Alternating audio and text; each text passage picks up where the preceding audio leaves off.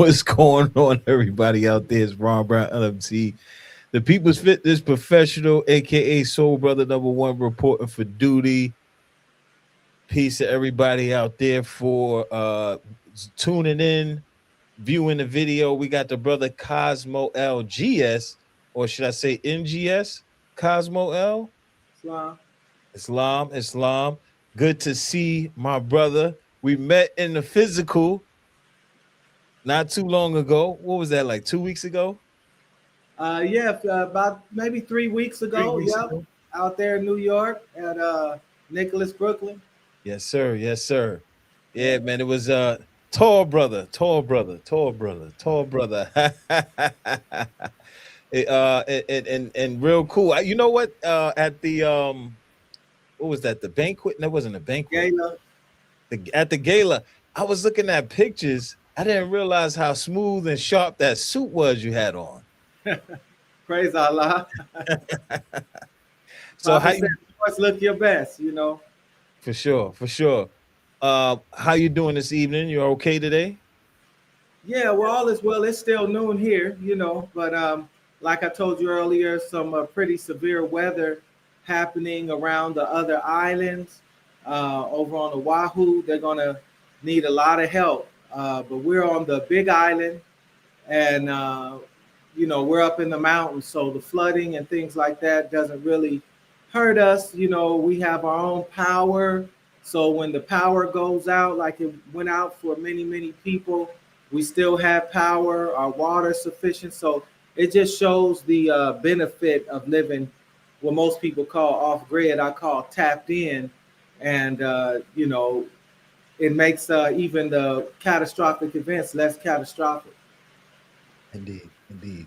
So I'm glad you're safe. We're gonna go into the topic. The word "more" does not mean black. The reason why I wanted to do this podcast is because, when people want to validate their reasoning for calling themselves black while they're talking to Moors, they would then go, "Well, doesn't Moor mean black?" So I want you to break it down to explain to brothers and sisters how Moor does not mean black, being that you wrote a book on it. You wrote a book on it, and you had it at the book signing. I know it was a black and white book. I don't know Mhm. if you have that on hand right now. No, I don't have the book, but I got the information up here. Indeed, indeed. So now, Moor means black. I want to set it off with that, right? If you can give me definitions, or definitions of what you know of what the more word "more" means, that'll be great to open up the show with that. Yes, well, I think a lot of people get this definition more being black from two sources. One is hearing people say it and they repeat it, all right, without researching it for themselves. And then the other is the a minor research where you look into the word and you'll see that it never really says it means black, but it says it's synonymous with black, which within itself is a big difference. Um, and so, you know, it's a pretty heavy discussion because it deals with etymology, it deals with semantics, and it deals with morphology. It's important to understand that when Moorish Americans use the word "more," we're referring to the definition that would have applied to us uh, before our names were changed to Negro, Black, Colored, so on and so forth. So when you look in the modern day dictionaries, they'll tell you more natives of, if you get a good one, the most recent ones will just say more is the Arab, Berber, mixed Muslim population. All right, that's 1920 definition, right? You get a little bit further back in other dictionaries, you'll get uh, the any of the dark skin peoples of North Africa and primarily Mauritania. And they'll trace it back to as far as the Romans. And so most people get this definition, all right, natives of Mauritania, because they were dark skinned, synonymous with dark skin. And then later on, you get the Arab Berber mix. And that's pretty as much as far as they go. Um, so that is how people come about this. And then people who want to argue against Moors will look at the definition and say, hey, this is what the Romans used to call Moors, was mar. The ancient word was mar, from which evolved into the English Moor.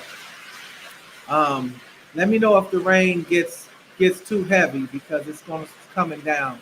See if we can get through this. So what I did was I went a little bit further. Well, where did the Romans get it from? Right. You find out that the Romans got it from the Greek. Right. And you say, well, where did the Greeks get it from? And you find out when you do etymology across languages, because English can only take you back as far as English, when they adopted it and how they used it. So when you look back and see who the Greeks got it from, you'll see it goes back to the ancient Moabite, or what they call Phoenicians. And then we say, well, where did the Phoenicians get it from? You see it goes all the way back to Egypt. And so I wrote the book Murder, Moor, Kemet Until Now, to deal with not only the etymology, but the semantics, the morphology, and the phonology of the word, to show what its original meaning was and how it was originally adopted into the Greek and into the Roman from the native word. And then it became way later down the way synonymous with black, because this is what they were now, black is what they were now calling the Moorish population. But it never meant black from the very beginning, and it still doesn't mean black today.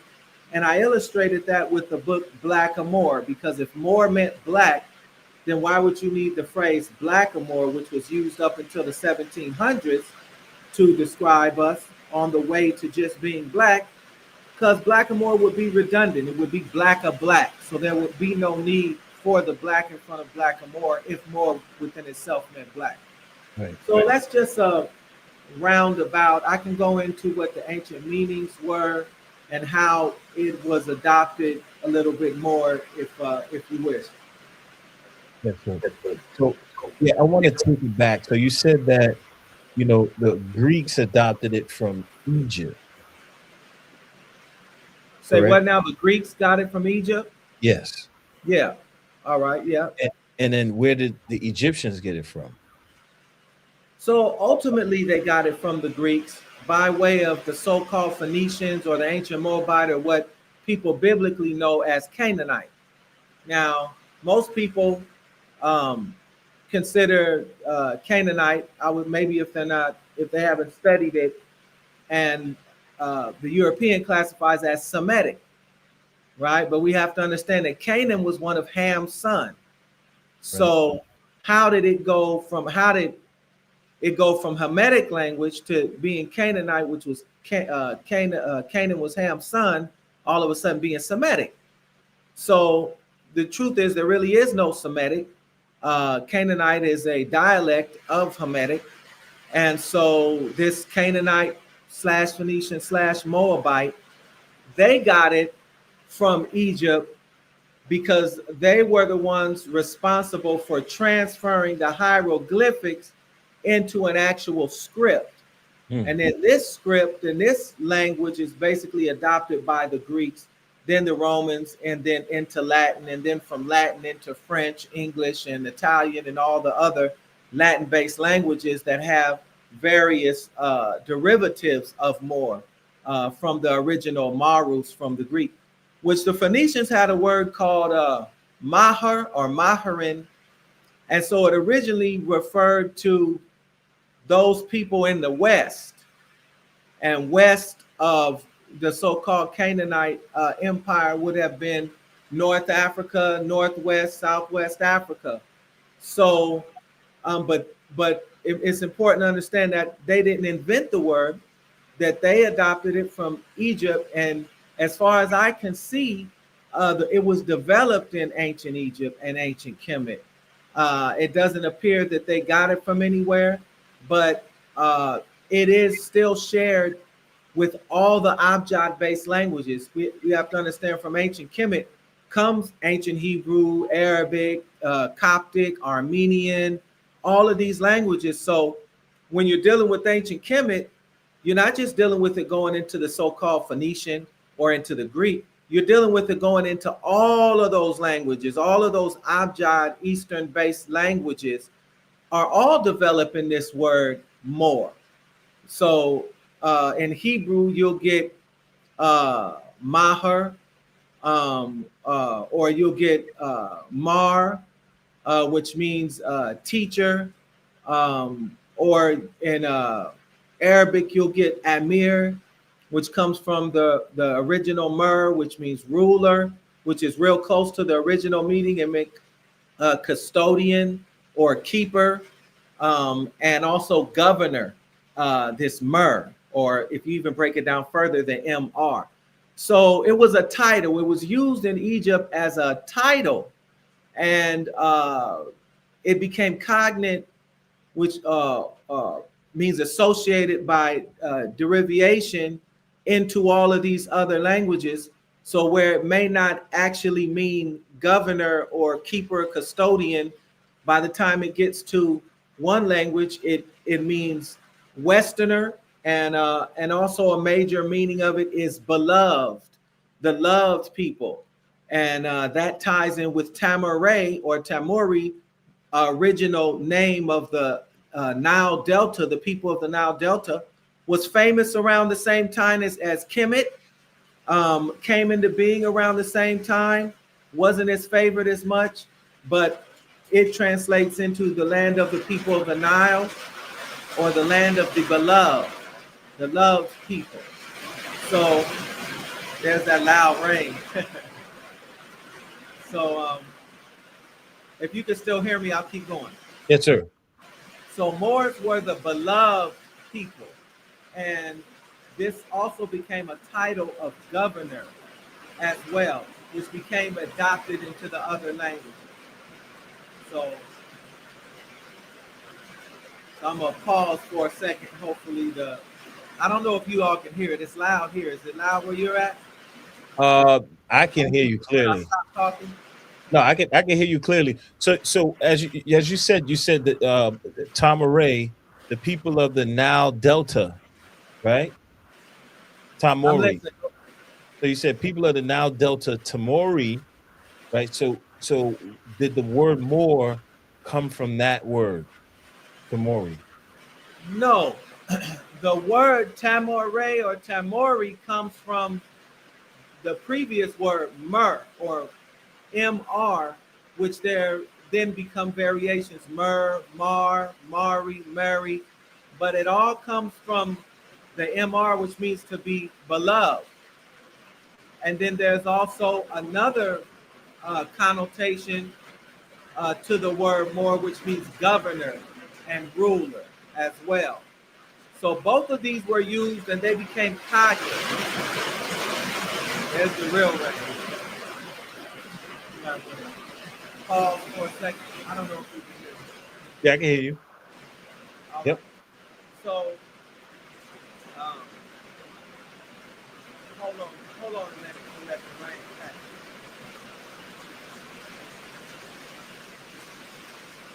Peace, Temple Moon.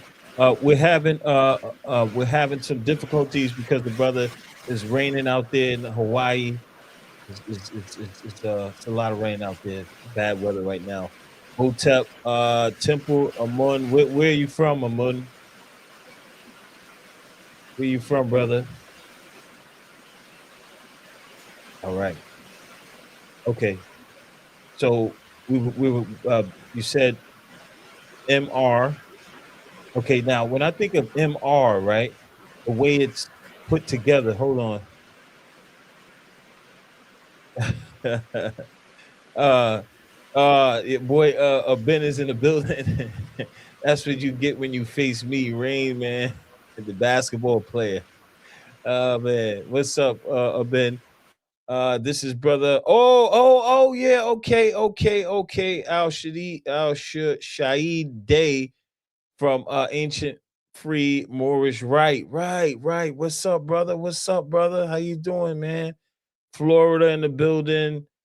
Uh, and he's in North Carolina. Peace to you. Now, back to MR. When you think about MR and the way that's written, that takes me back into the thought of the metal netter and the way the words are written in the metal netter.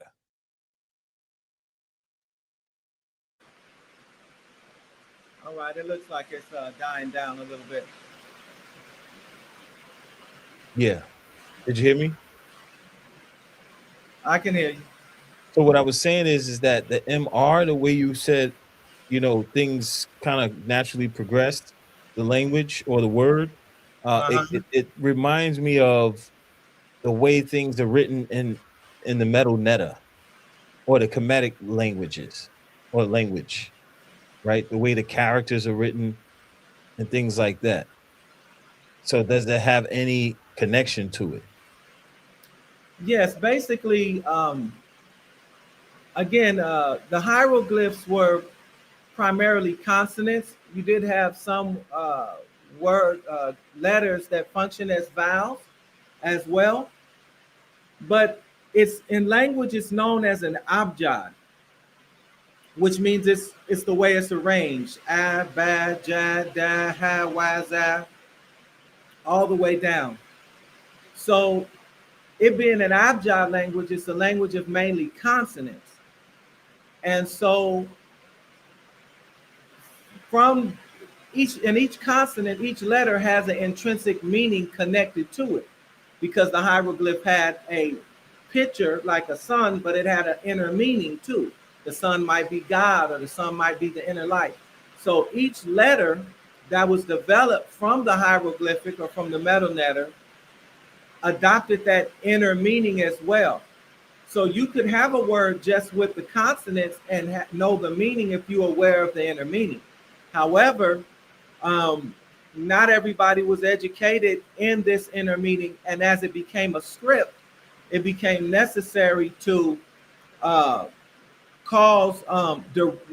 create derivatives, putting the sound a, for example, in this context, putting the sound E, for example, in this context, or I, so that ones who did not know, have the inner meaning of these letters, could have a better understanding, basically a more cognitive um, understanding of the language. And so when you look at the M and the R, as I was explaining at the book signing, they're letters, they have a name, but they also mean something.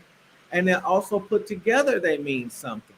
And I use the example like we know water is spelled Water, at least in English. But if I were to come to you and say H2O, if you're familiar with the science, you already know H is two hydrogen atoms and oxygen, or H2O, or two oxygen atoms, whichever one it is. See, H, yeah, hydrogen, and then 2O. So you would know that that is water, right? Mhm. Um, Even though it's not saying water, but just by virtue of seeing the symbols, you understand that it means water if you know that science. So just the letters themselves have a inner meaning. And But when you put them together in variations, they take on different connotations, but they all go back to the same root. Right. So for example, you have myrrh as beloved, being a title used for many of the deities, to Amun Ra, to many of the to Ra, Amun Ra, Horus, all the Isis, all the major what they call deities in Kemet had the title Mer in front of them as the beloved, and even Mary, for example, who bore Jesus. Her name Mary means beloved because it comes from ancient Egypt. That's how he was the love made manifest. So, uh, again, between love and governor and keeper of knowledge were the ones that applied to people. There are other mers that apply to the pyramids, and apply to water and apply to other things. I'm dealing with specifically the ones that apply to people. And so this is corroborated in by George G.M. James in his book Stolen Legacy, about the Moors inheriting the Egyptian science, and also by Yosef ben Yachanan when he says that we were calling ourselves Moors, and that the European got it from us. What? So, What book is that? huh? What book is that? Because for my Pan Africanists out there and my pro black people out there and my yeah, etc. Yeah, we need that. We need that. We need to memorize this part of that book right there. Well, I have the book Stolen Legacy by George G.M. James articulates that the Moors were the inheritors of the Egyptian mystery system and that they spread it throughout Spain and Asia Minor and other places. The Moors weren't the only ones, but they were. And so when you look at the word Moor or Mer, it means custodian or keeper of a particular thing, in this case, knowledge. So, Stolen Legacy. However, I don't have a book with Yosef ben Yachanan speaking on it, but I do have a video that's posted on my Instagram and on my Facebook that I can send you where it's a clip of him giving the speech. And he actually says, we were calling ourselves Moors. And it's in various books. The problem comes in when writers began to project the word black as identifying a people into ancient history books, and as opposed to more genuine terms like Moor, so that if I were to read a book on Egypt, I would think that Egyptians were black. There was no such thing as black as far as identity. There was a spiritual class of black, red, white, and there was a social caste of it, where the white were the service providers, the red were the was the military, the black were the priests often, and so the white as well was often priests.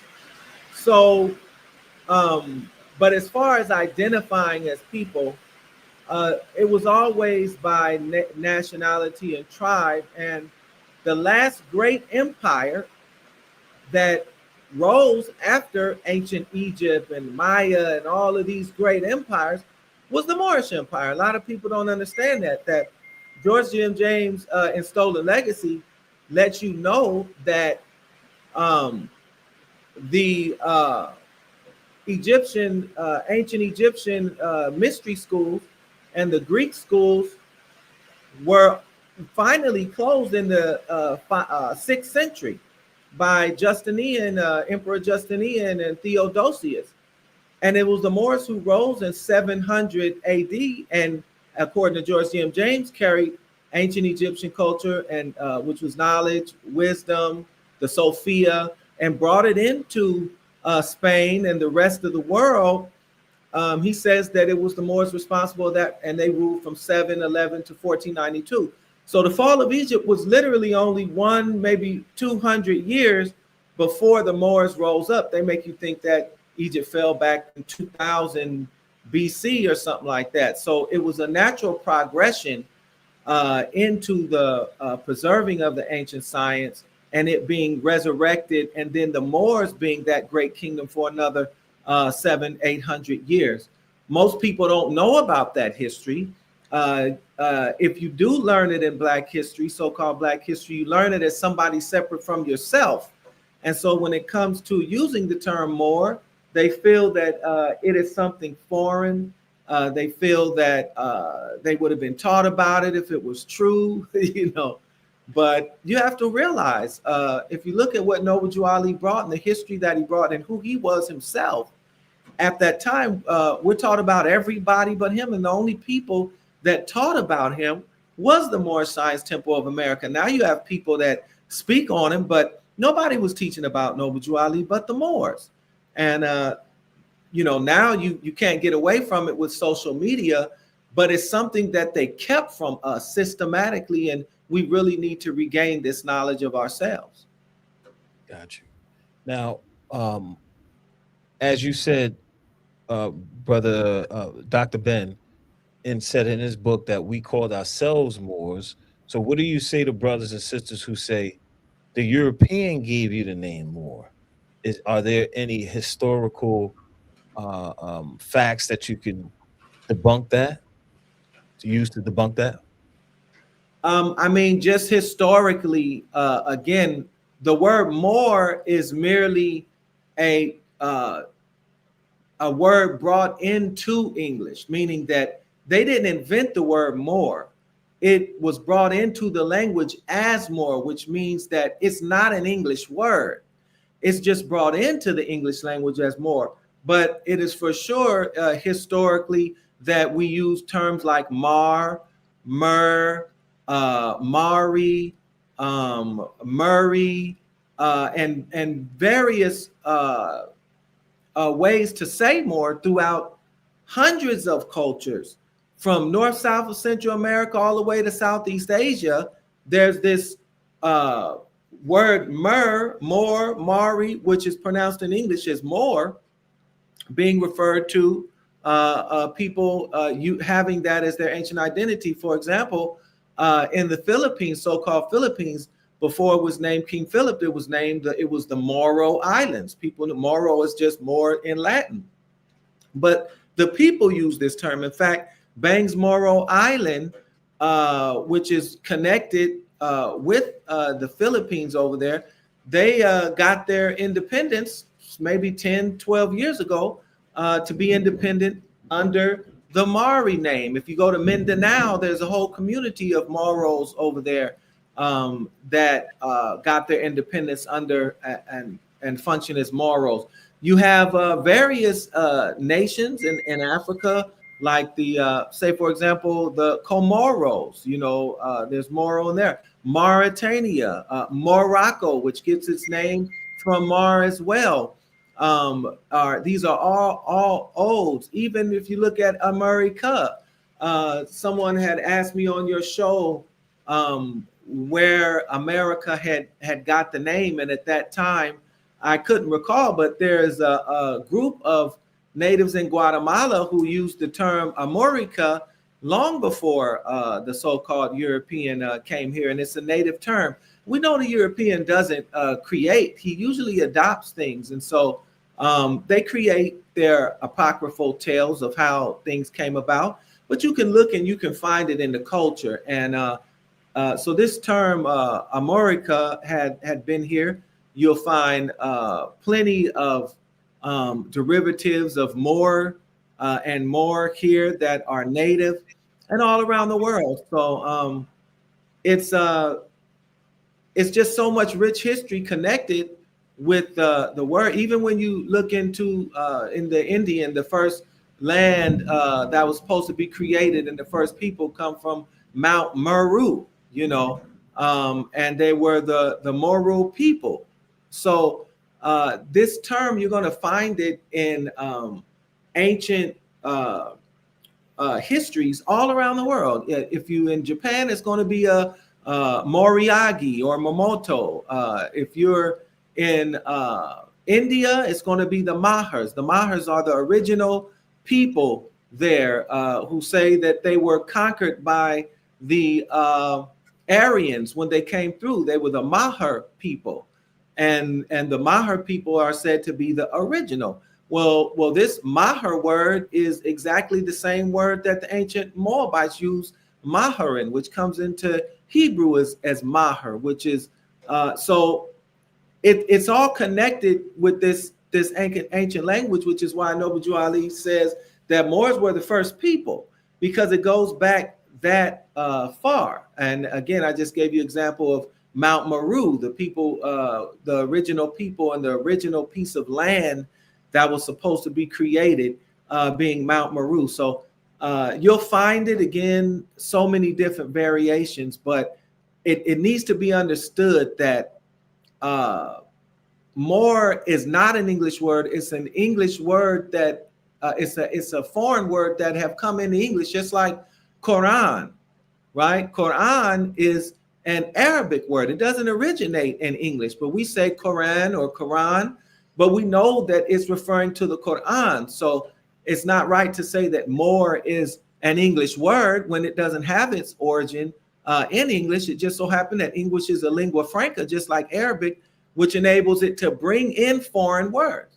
And I'll give one last example for like in Arabic, the way that the language is structured and it being a lingua franca was able to bring the word cigarette. Cigarette didn't exist back then, but now it's cigarette. In Arabic, it exists in Arabic, but it didn't come from Arabic. And more is the same way. It exists in English. It's an adaptation, but it didn't originate from the English or the Romans or the Greeks, for that matter. Okay. Check, check, check. Okay. So if you can give me a timeline, right? If you can remember, um, it went from timeline and uh location. So it went from, let's say it started with the ancient Egyptians, Mm-hmm. right? Mm-hmm. The Greeks got it. Okay. Uh-huh. And then where did it go from there? Well, from there, you have to, the Roman Empire is about 700 BC.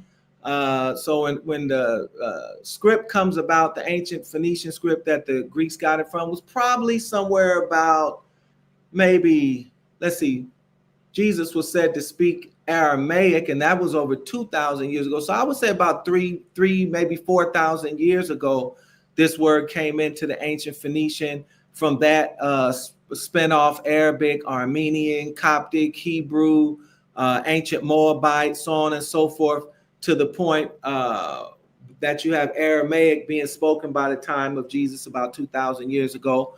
So the Romans got it. Around, it would have to been after the 700s, because they're just now coming into the Roman Empire being founded. And so now they're looking at the Moors of North Africa and Northwest Africa, and their native name, the native name was Mar. You'll see it Maur. And so the Romans used the native name, but they adopted it. They didn't bring it into, there were other connotations to the meaning, because the Europeans were a pale skinned nation. And so at that time, Mar, which was this ancient word, which meant west, which meant Westerners, west of this particular kingdom, but also meant the beloved people. They began to use the term, and because the European is race conscious, and because they're pale and they were dark, it began to be associated with dark-skinned people. So this is where you get the word being cognate, meaning associated with dark, but not meaning dark. There's a big difference.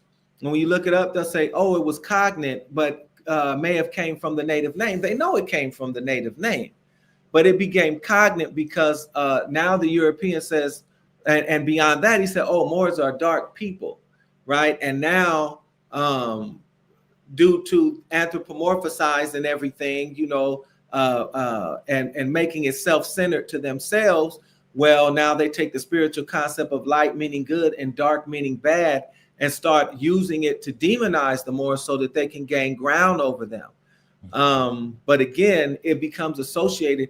So, and we also have to understand that Latin is a borrow, the Latin script itself and language is a borrow from Greek. And Greek is a borrow from the ancient Moabite Phoenician script. And the ancient Phoenician script was created, what they call Canaanite is created from hieroglyphics. So even to this day, the English letters still carry the same abjad structure. They still carry the same intrinsic meaning that they teach in the Freemasonic lodges and Kabbalism and other occult sciences. It still has the same phonics. And so, I go as far as to say that it's our language because we're the only one really creating new words. And that's what it's designed for. It's a lingua franca and a mercantile language.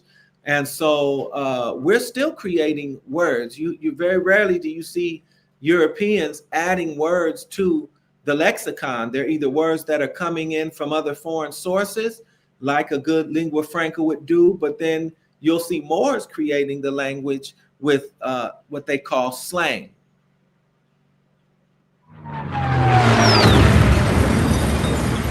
All right. That's what's up. Dropping bombs today. Hey, brother Douglas Lattimore, thank you for the $10. I really appreciate you. I forgot to even ask about that or talk about that super chat and all that stuff. We definitely need your help for sure. It takes finance to keep this thing going. And you know, we doing everything out of pocket. So um thank you for that. We appreciate the $10. He has a question. Hold on.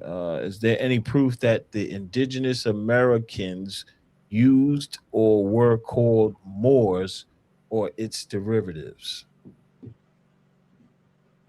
Yes, I just gave one example of Amorica being used in Guatemala, and so that's one uh, uh, derivative right there, and the people that are from the land are also associated with that word more. Um, in the Western, you had the derivative of Moor, and which is the Murr, and you can look this up. There's a lot of information that came out about this derivative from the Washita Queen, Veridesi Gatsanil Bay. Tons of information there about the Moors on these shores. However, it's also important to note that many of the Moors that were here came from ancient migrations and also later migrations during the Muslim period. Now, if you, one historical example that I can give you, and this is also in the Delaware Code. If you look up the Delaware Code and you look up the Moors from Delaware, you'll see that there are groups known as actual Moors. In fact, the Lenape changed their name to Lenape, but the Delaware Code lets you know that they were previously known as Moors. They had an M instead of a B to identify themselves on their licenses. They had schools specifically for Moors. They were considered neither black nor white, and they were really adamant about preserving their culture.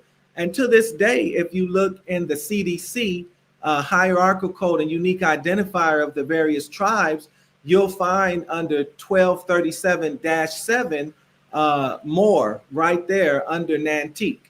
I believe it's under Nantique or Nansiman tribe, one of those. So another word for Moor was had the word Sagamore for the Lenape, which is a corruption of Sachamu. And in fact, they had the first peace and friendship treaty in 1682 with Saint Tammany or Tammany and William Penn, the Treaty of Peace and Friendship, which led the Europeans establishing Pennsylvania. And you'll see from there comes the Continental Congress, as Pennsylvania is the cradle of American civilization. So Moors are recorded here upon these shores. And just look it up. I've given you the information. It's right there. All right. Check. Hope you got that, brother Douglas Lattimore. Peace to you. Thank you for the $10 again. Now, so what I was trying to do is go down a timeline and a natural, like what was the progression. Now the prophet himself said these are the names or the I forgot exactly the quote, but these are the names given to us in what date was that again? 1779 up until 1865 during the time of slavery. In other places in the Circle 7, it says 1774. This because Okay, real quick. So before 1774, we were called Moors. Yes, so before 1774, we went by Moors, and there was another term that had been the European had now come up with, as we discussed earlier, blackamoor, and another term was tawny moor. As the European, when he comes through, he divides everything into light and the dark, and so the first part of this genocide was, all right, well, these people up here is calling themselves Moors in North Africa, and these people down here in Southwest Africa calling themselves Moors, and in the Sahara. So we're going to call them blackamoors, and we're going to call these ones up here because they're a little lighter, tawny Moors. So they try to divide the Moors based on color. So now you had the term blackamoor, and then you had the word tawny Moor. The tan Moors were obviously in the European caste system. They were going to have a little more privileges than the blackamoor. So up until the 1700s, you had this term blackamoor being connected with elegance in Europe, because Moors were founders in Europe, where Europeans had a bunch of derivatives of Moorish names. You can find these names and these crests in Nature Knows No Color Line by J.A. Rogers. But then you also had those who had begun to now start fighting and killing the Moors and taking over Moorish kingdoms, like places like maybe Spain and Corsica and places like that, where you'll see Moor heads. And this is something else ones can look up: a Moor head, which is a figure of just a Moor's head on a crest. Sometimes it meant honor. European families tracing themselves, and so they would honor their family by putting a Moor head on their crest. And these were also considered blackamoors. But then where they were fighting and killing Moors, it represented the conquering. You can tell the difference because when you see the Moor head, it's usually some red at the bottom, as if they were bleeding from having their head cut off. So blackamoor begins to be the main word that is used, and it's not all good and it's not all bad. It's connected with elegance and royalty, like I said. But by the time 1779, the European had adopted the La Costa caste system and the Code Noir laws, and began to label Moors according to the caste of white, black, or negro, quadroon, octoquadroon, sambo, mestizo, so on and so forth. So now the European was saying, well, if you're dark, then you fit in as black, and we're just gonna, which was negro, right? But they just adopted it in English. Black, same thing as negro. But where did negro come from? Negro was the name that was given to the Moors in Spain that had been fully Christianized into Christianity. First they were Moors, then they went to Moriscos, and now they're just negro. So even in that term, negro is letting you know who these people were prior to them being labeled negro. Okay, so there's the progression there. What date do you remember, if you can recall the date blackamoor became popular? I mean, well, Abdullah and the brother Yasra, they did a lecture on this probably, I don't even know, like 6 months ago, and they gave the whole timeline. I just don't remember exactly, but yeah, I mean, you have, when the Moors began falling in quote unquote 1492. So it's going to start after that. In Spain, it was they weren't using blackamoor, they were using Morisco. Moriscos were Moorish Muslims who were of many complexions, primarily dark, and then the Marrano, right? The Marrano were Moorish Jews. Both of these were hiding the fact that everyone knew they was Moors. So there was Moriscos and Marrano. And so now the Jews were hiding their faith, and the Muslims were hiding their faith, and they were known as Moriscos and Marranos, Christianized Moors and Christianized Jews. But by the time the Moors were expelled in the 1500s and they began to be fully Christianized, they started calling them all negro. And when the first Negros came into the Americas in 1619 at Jamestown, it's the first Negros. It was Moors here already, but the first Negros fully Christianized Moors came in 1619. So that's when you start having, that's when the European says the first Negros arrived. And from there, they just began to customarily throughout the United States, each state had their own name and their own structure, but it was codified after the European got their independence after 1776, and they were unified as a nation. Now this name Negro, black, colored, all these terms began to be more codified, and they removed more from the records because they didn't want anyone to know their history, not only connected with their Moorish lineage, but they're being connected to Islam, which they seen as the primary enemy after the Crusades. So, and now in England, you're having this term blackamoor being used primarily between the, say, maybe 14 and 1600s, referring, and then black begins to replace that slowly. But if you visit Europe and you go all around, you're going to see, or Germany or various European places, you're going to see words like Moor, Moor, all over the place with so-called black faces, because this is what Moors were known as. You know, even if you look, even in the play Othello, famous play written by Shakespeare, you see them, they talking about the Moor. The Moor was considered bad at that time due to the Crusades, but this was not something that was challenged by Moors. Hey, I'm not this, I'm not that. This is just what it was. Like Yosef Ben Yakina said, we were calling ourselves Moors. All right, check. So you broke down the history, the timeline. Let's get a bomb for you right there. Thank you, brother Cosmo.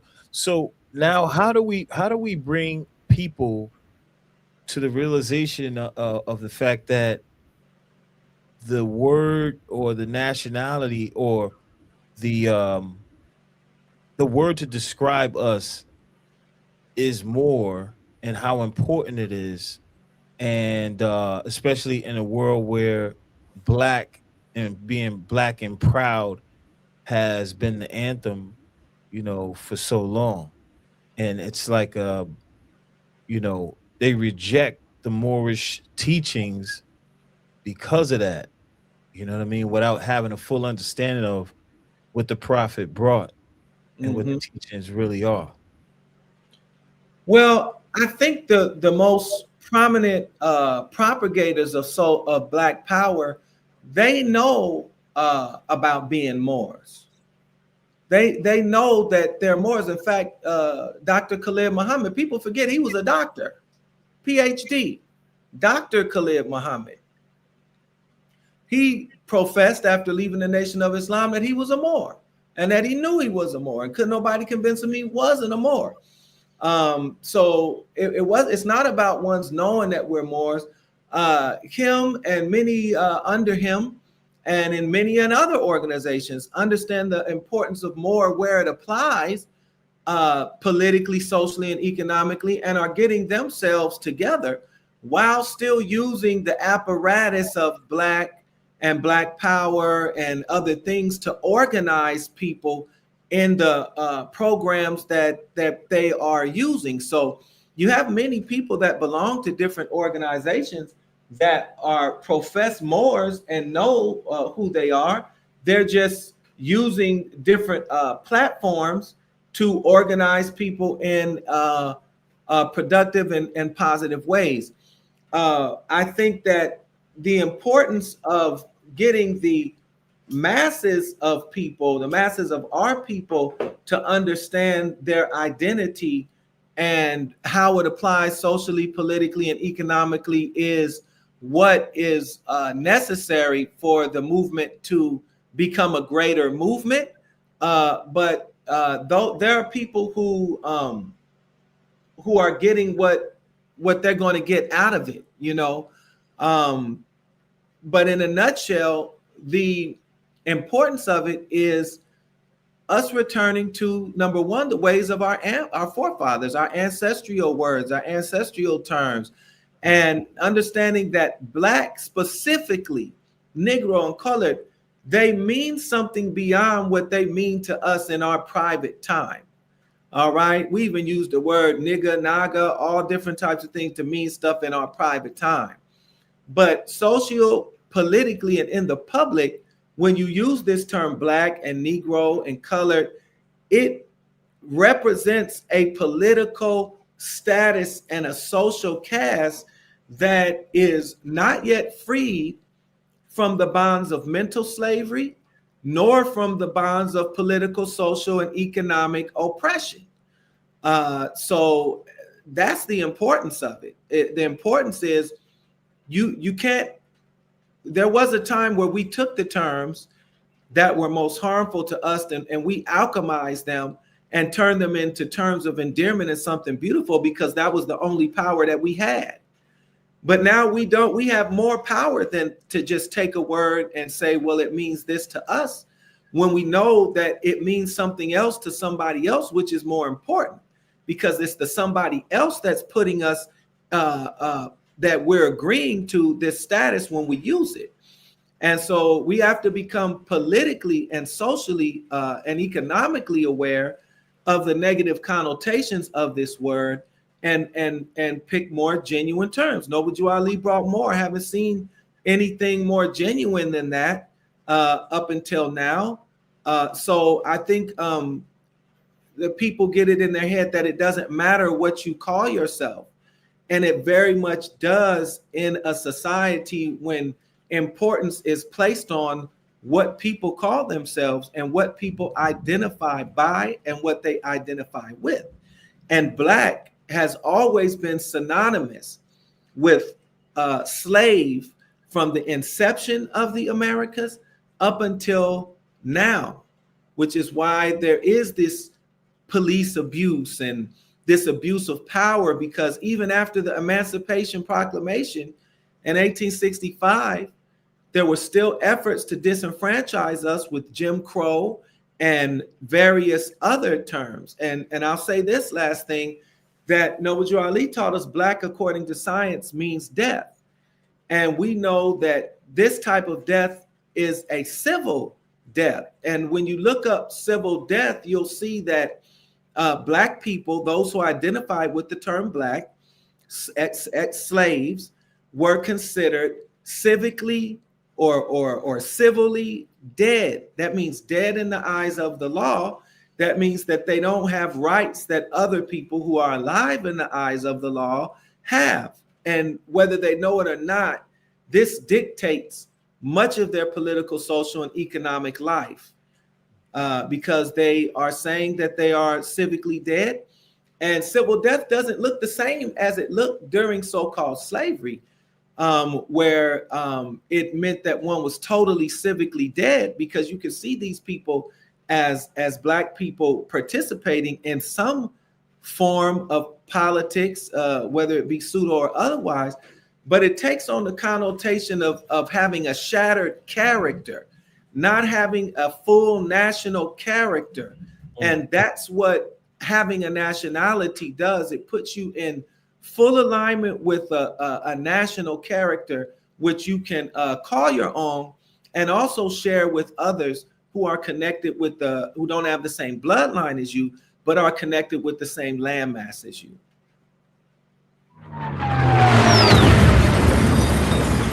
Oh man, bombs, bombs, bombs. All right. So before we cut out, great demonstration. First off, and that's all I have to say for right now. The last thing I would like to touch on is, uh, let's say if someone says, you know, nationality isn't going to save us, and because you got a nationality card, that's not going to save you. The point that is missed is exactly what you said, is about the character, right? That you learn how to become like an upright citizen, and give back to your community and learn how to love instead of hate, and all of these things that the prophet teaches along with nationality is what can bridge the gap between um uh us and citizens of the world, if you will. Mhm. Islam, I mean, having a nationality just puts you on an equal footing with everyone else that does. Right. A nationality card is just a symbol of you having a nationality. It's not just about having a nationality, it's about identifying with your people as a nation and then doing the nation building. That's what develops the respect. That's what develops the connections. That's what develops the business connections and the connection to other nations, is actually doing the nation building, doing the work, doing the self-governing and all of these things. So no, the nationality is not a magic card. It's not. None of it is meant for that. This is real work right here. You know, you're supposed to be building uh, your nation as you go along, and what it does is puts you in contact and in connection with other like-minded people that are looking to do the same thing.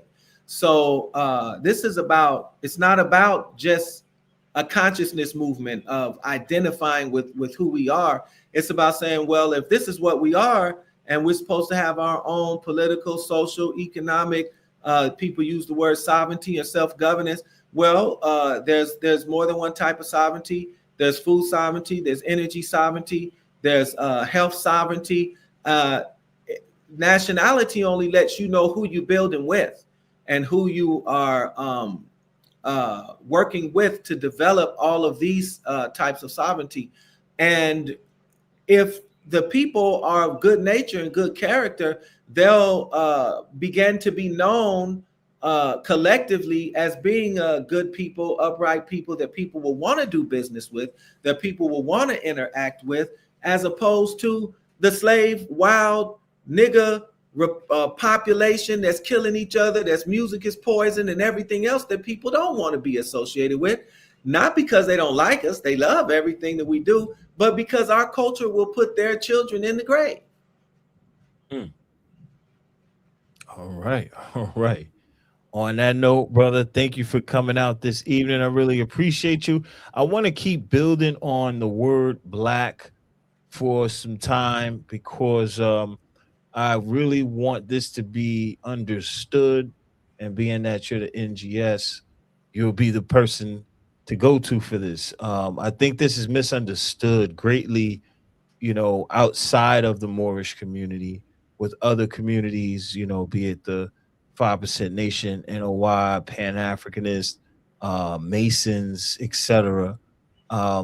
You know, they completely missed the point of the teachings, and you know, I want to keep expounding on the reason Noble Drew Ali said, according to science, black means death, and his program and why he wanted to take us up out of that label, and his tools used to make us better citizens. Mm-hmm. Islam. So, So, you know, I'm here with you on that. I mean, it's really just one aspect of life, and it's just dealing with law and civics. I think many people get caught up in the ideology and the theology of it all. When this isn't ideology, it's not theology. It's something recognized all around the world, and we can put our head in the sand and act like it doesn't exist. But one can experience a higher quality of life by knowing who they are, by doing for self, and by interacting with other people who know who they are in a positive and uplifting way, or being aloof from negative people who know who we are that don't serve our purpose. To this end, I've written several books. Again, it's you can go to Amazon Books and type in Cozmo EL, and you'll find various books on various subjects regarding Moorish history, science, language, even Islam, Islamism, so on and so forth. And for information attending temple meetings or other events or ordering newspapers, Moorish Times, they can go to prophetnobledrewali.org, which is also on the screen.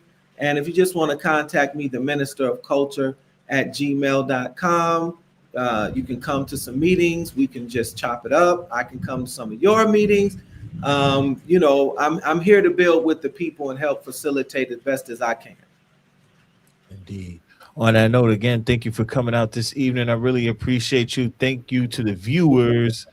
We got a podcast probably on right now. The Tree of Life with the Hebrew brother Robbie Yosef Ben Yosef. On that note, peace, Islam. Islam.